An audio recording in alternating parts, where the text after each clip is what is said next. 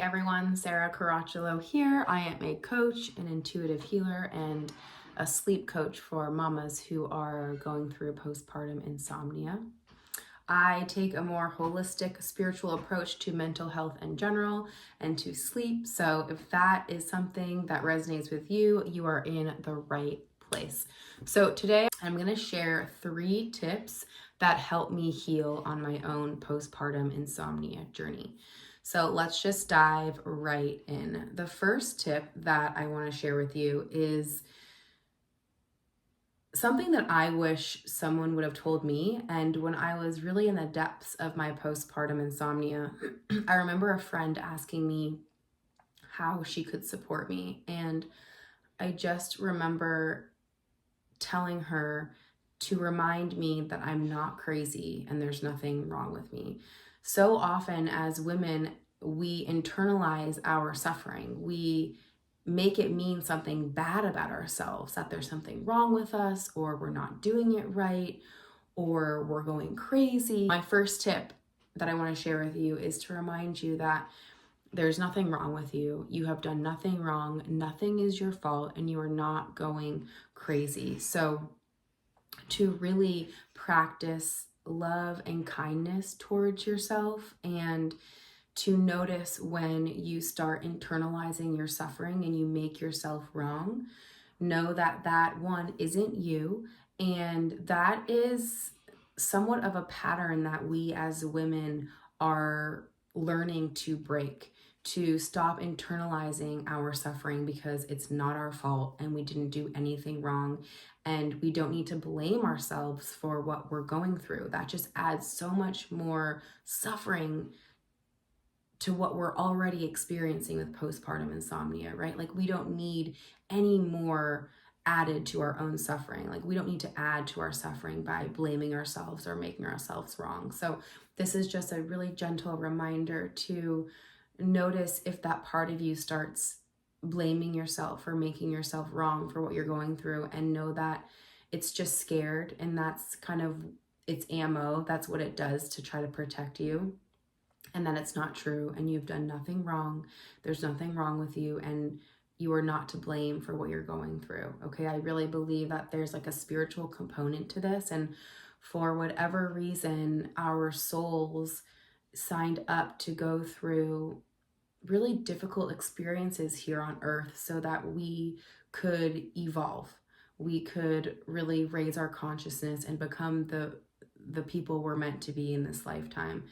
And, one thing that really helped me was knowing that my soul signed up for these life challenges, these difficulties, so that I was never given more than I could actually handle, because my soul actually signed up to experience this on earth. So that's the first tip.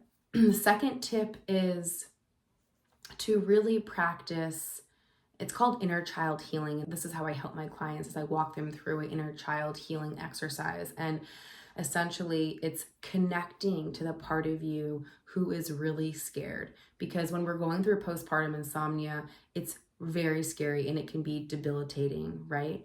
And so practicing connecting to that part of yourself who is scared. And for me, that part of myself, she was a teenager, and she was actually really angry, and that anger masked the fear that she was experiencing. So it may manifest for you as anger, it may manifest for you as sadness, whatever that part of you is feeling, the part of you who is scared.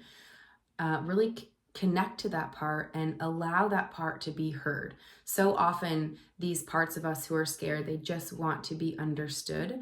They don't want to be fixed or ignored.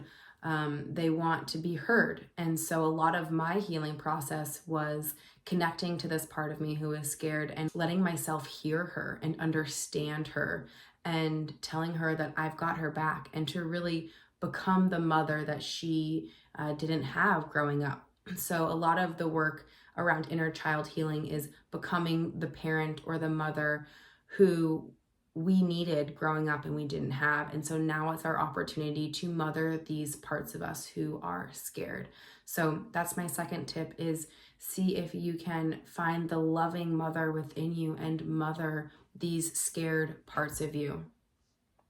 Because I imagine they are quite ignited during this experience, this journey of postpartum insomnia. That was my experience, and it helped so much, just mothering these scared parts of myself. The last tip that I want to share with you is all around medication and the shame that we have around taking medication. So for me, in my journey, I had to really, and I'm still working on this. There's so many layers to this, especially in my own journey, because I don't like supporting big pharma, and I don't like relying on medication to help me heal. And it's something that I've had to really dissolve and come to a place of peace with, because it caused me even more suffering when I wouldn't allow myself to take medication. So this third tip is allowing medication to be an act of self-care.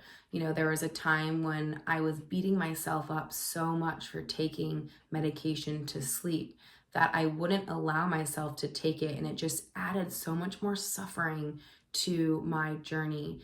And so when I was able to see, like, oh, I actually need help, and this medication is helping me sleep, because I don't have the mental capacity to manage the thoughts and the anxiety around sleep right now. I don't.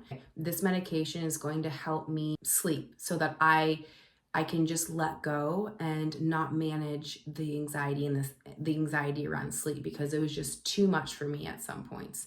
And medication really helped me sleep and let the anxiety around sleep go, because I knew that the medication would help me sleep. So the third tip is just be really gentle with yourself. And if you need medication, take it.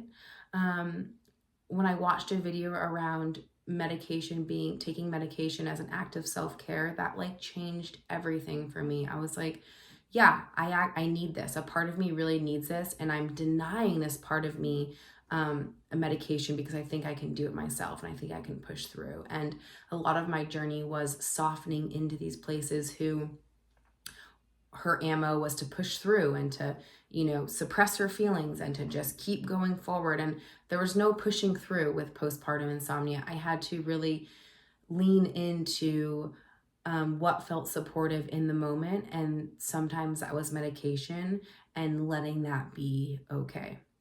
So I hope this is helpful. These are 3 tips that really helped me on my journey, and I hope that they give you a sense of ease and peace on your own journey. Thank you so much for watching. Please post any comments you have below, and I will do my best to respond and answer any questions that you may have. Sending love.